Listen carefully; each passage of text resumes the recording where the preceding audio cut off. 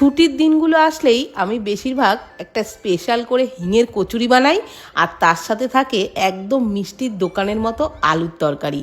ওহ, এটা যে খেতে কি দারুণ লাগে! তো গতকালকেই মানে সানডেতেই বানিয়েছিলাম, আসুন সেটাই আপনাদের সাথে শেয়ার করি। আর এভাবে বানালে প্রত্যেকটা কচুরি যেমন খুব সুন্দর ফোলে, তেমন খেতেও কিন্তু দারুণ টেস্ট হয়। তো প্রথমেই কচুরির জন্য বানিয়ে নিচ্ছি ডোটা। তার জন্য 1/4 কাপ পরিমাণে গুঁড়ো দুধ একটা পাত্রের মধ্যে নিলাম, পরিমাণ মতো লবণ, হাফ চামচ মতো চিনি, 2 চামচ সাদা তেল দিয়ে দিলাম। এবারে দিয়ে দিচ্ছি গরম জল।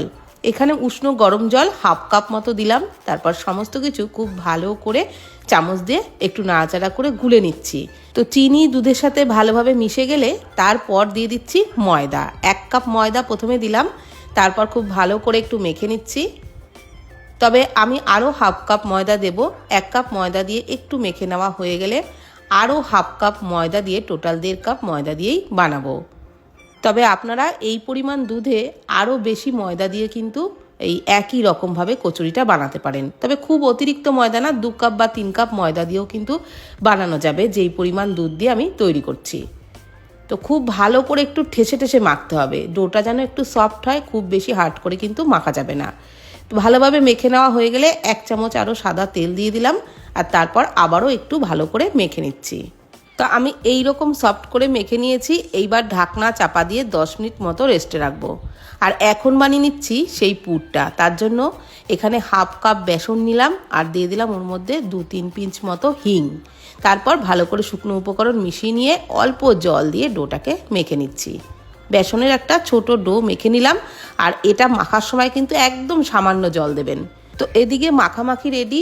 এইবার তরকারির প্রিপারেশন শুরু করছি। তার জন্য প্রথমেই একটা ভাজা মশলা, 1 চামচ গোটা জিরে, 2 চামচ গোটা ধনে, 10-12টা গোটা গোলমরিচ, দিয়ে দিলাম গোটা গরম মশলা, আর দিয়ে দিলাম 3টে শুকনো লঙ্কা, একটা তেজপাতা ছিঁড়ে দিলাম। এইবার সমস্ত মশলা একদম লো ফ্লেমে নাড়াচাড়া করে ভেজে নেব।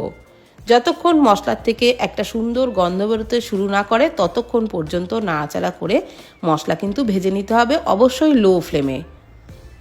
তো কিছুক্ষণ ভাজতে ভাজতে দেখবেন মশলার থেকে গন্ধ বেরোতে শুরু করবে সুন্দর একটা, তখনই নামিয়ে ঠান্ডা করে গুঁড়ো করে নিতে হবে। এখন তরকারিটা বানাবো, তার জন্য কড়াইয়ে 4 টেবিল চামচ সর্ষের তেল দিলাম, ওর মধ্যে 2টো শুকনো লঙ্কা দিলাম, হাফ চামচ 5 ফোড়ন দিলাম। ফোড়নটাকে লো ফ্লেমে ভালো করে ভেজে নিচ্ছি। আর তারপর দিয়ে দিচ্ছি আদা কাঁচা লঙ্কা বাটা। এখানে আমি গ্রেট করে নিয়েছিলাম 1 ইঞ্চি মতো আদা, আর 2টো কাঁচা লঙ্কা গ্রেট করে নিয়েছিলাম। তো সেটা দিয়েও লো ফ্লেমে নাড়াচাড়া করে একটু ভেজে নিচ্ছি। তারপর দিয়ে দিচ্ছি খোসা সহ কেটে রাখা আলু, ডুমো ডুমো করেই কেটে নিয়েছিলাম। এখানে আমি 2টো বড় সাইজের আলু ডুমো করে কেটে নিয়েছি। তো সেটা দিয়েই নাড়াচাড়া করে ভালো করে ভেজে নিচ্ছি। মিষ্টির দোকানে কিন্তু এই রকম খোসাসহ আলুর তরকারি তৈরি করে, তো আমিও সেইভাবেই তৈরি করছি, সেই জন্য খোসা ছাড়াইনি। তো আলুটাকে প্রথমে নাড়াচাড়া করে একটু ভেজে নিলাম, তারপর দিয়ে দিলাম পরিমাণ মতো লবণ, হলুদ গুঁড়ো, একটু কাশ্মীরি লঙ্কার গুঁড়ো কালারের জন্য দিলাম। তারপর সমস্ত মশলা আলুর সাথে নাড়াচাড়া করে কিন্তু বেশ ভালো করে ভেজে নিতে হবে। আর ভাজবার সময় যদি কড়াইতে একটু লেগে লেগে যায় তো সামান্য একটু জল দিয়ে কিন্তু ভেজে নেবেন, তবে খুব ভালো করে একটু কষিয়ে নেবেন, তবেই তরকারির টেস্টটা দারুণ হবে। এই আলুর তরকারি আপনারা যে কোনো লুচি, পরোটা, এমনকি রুটি সব কিছুর সাথেই খেতে পারেন, এটা দারুণ লাগে খেতে। তো খুব ভালো করে কিন্তু মশলা কষিয়ে নেওয়া হয়ে গেছে, দেখতেই পাচ্ছেন একদম শুকনো শুকনো হয়ে গেছে। এইবার আমি দিয়ে দেবো ওর মধ্যে পরিমাণ মতো গরম জল। অবশ্যই গরম জল দেবেন, তাহলে তরকারির টেস্টটা দারুণ হবে। তো এইবার একটু নাড়াচাড়া করে ঢাকনা চাপা দিয়ে 5-7 মিনিট মতো তরকারিটাকে ফুটিয়ে নেব, তাহলে আলুও সুন্দর সিদ্ধ হয়ে যাবে। 5-7 মিনিট পর ঢাকনা তুলে নিলাম।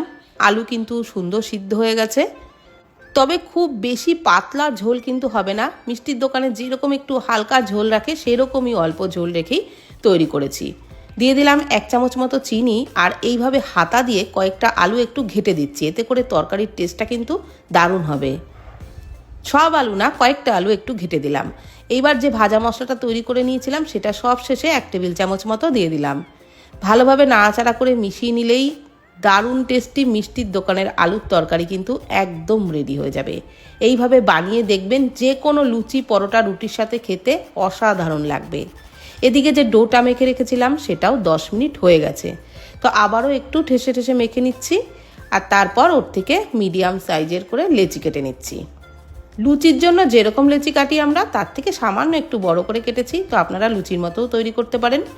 তো এইবার এক একটা লেচিকে হাতে নিয়ে প্রথমে গোল্লা পাকিয়ে তারপর বাটির মতো শেপ দিয়ে যে পুরটা বানিয়ে রেখেছিলাম বেসন আর হিং দিয়ে, সেইটার থেকে অল্প পরিমাণে একটা ছোট বল এর মধ্যে দিয়ে দেব। তারপর মুখটা খুব ভালো করে বন্ধ করে দিতে হবে যাতে পুরটা একদমই বেরিয়ে না যায়। আর এই পুর বেলার সময় বা ভাজবার সময় বেরোনোর কোনো চান্সই থাকে না, একদম সুন্দরভাবে বেলা যায়। তো খুব ভালো করে একটু পাকিয়ে নিয়ে সব কটা লেচিকেই কিন্তু আমি এইভাবে তৈরি করে নিয়েছি। এইবার এক একটা লেচি একটু বেলে নিচ্ছি, অবশ্যই তেল দিয়ে বেলছি। তেল দিয়ে বেললে তাহলে ভাজবার সময় কিন্তু তেলটাও একটু নোংরা হবে না, আর খেতেও এগুলো ভালো লাগবে, তেমনই কিন্তু দারুণ সফট হবে এই কচুরিগুলো। তো অল্প তেল দিয়ে বেলে নিতে হবে। আর সবগুলোকে বেলে নেওয়া হয়ে গেলে তারপর কড়াইয়ে সাদা তেল ভালো করে গরম করে নিয়েছি। তারপরে এক একটা করে ছেড়ে এইভাবে একটু চেপে চেপে ভাজতে ভাজতেই দেখবেন প্রত্যেকটা কচুরি সুন্দর ফুলবে আর খেতেও অসাধারণ টেস্ট হবে। একবার অবশ্যই কিন্তু এইভাবে হিঙের কচুরি বানিয়ে দেখবেন। তো এইরকম একটু লালচে রং ধরিয়ে তারপর তুলে নিলাম। আরও একটা ভেজে দেখাচ্ছি। প্রত্যেকটা কচুরি সুন্দর ফুলেছিল, একটাও কিন্তু মিস হয়নি।